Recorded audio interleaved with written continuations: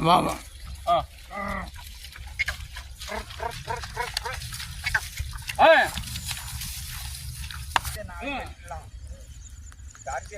கட்டிக்கலாம். அதெல்லாம் பிடிக்கலாம் வாடாது இந்த ஜாதி அது பாட்ட ஏன்னா முட்டை தான் நல்லா கலக்கி ஊற்றி இருக்கும். ஏன்னா கொடி முட்டை நானும் இது வளர்த்த வர்றதுக்கு இவ்வளோ பருங்குட்டா தான் வளர்த்த வைக்கணும்.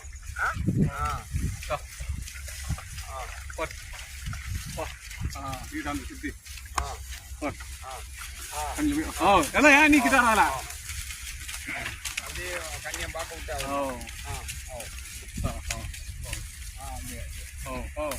பார்க்க விட்டாதா அப்பா இப்போ திருப்பு